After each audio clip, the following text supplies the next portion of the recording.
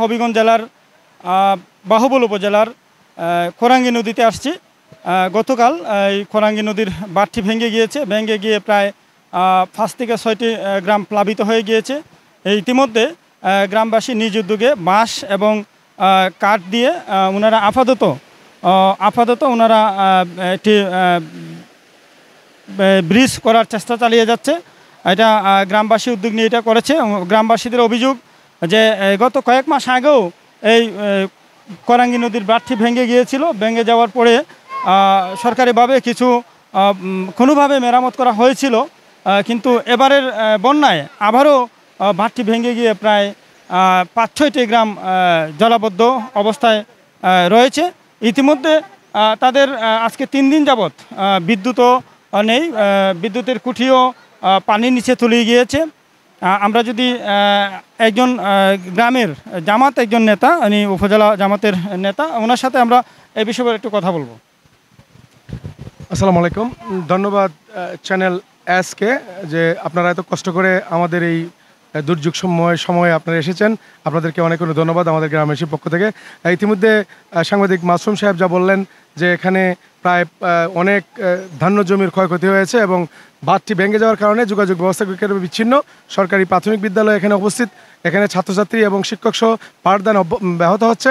তো আমি আশা করব যে আপনাদের মাধ্যমে বাংলাদেশের যারা বন্যা নিয়ে কাজ করছেন তাদের মাধ্যমে আমাদেরকে সহযোগিতা করার জন্য এবং এই বাঁধটি অতি শীঘ্রই মেরামত করে দেওয়ার জন্য। আজকে 3 দিন যাবত আমরা বিদ্যুৎবিহীন আছি। অর্থ এলাকার মানুষ আমাদের বিদ্যুৎ লাইনটি সচল করে দিলে আমরা অনেক উপকৃত হব। ধন্যবাদ চ্যানেল এসকে। আমরা এতক্ষণ শুনছিলাম নজির হোসেন হাসুন বক্তব্য। তিনি জামাতের লিডার হবিগঞ্জ তথা বাহুবল উপজেলার।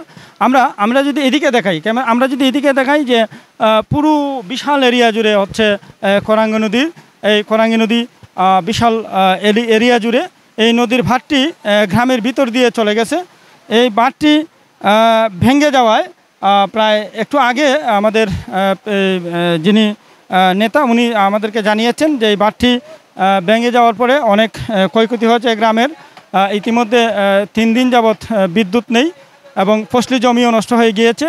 আমরা একটু আগে আমাদের বাহুবল উপজেলা নির্বাহী অফিসার মঞ্জুর হাসান সাহেবের সাথে কথা বলছিলাম। তিনি চ্যানেল এসকে জানিয়েছেন কিছুক্ষণের মধ্যে ইঞ্জিনিয়ার নিয়ে তিনি এই বাঁধে আসবেন এবং এসে বাঁধটি মেজারমেন্ট করে এবং দ্রুতই আজকের মধ্যেই তিনি বাঁধটি রক্ষার জন্য কাজ করবেন এবং ইতিমধ্যে গ্রামের লোকজন কাজ করছেন।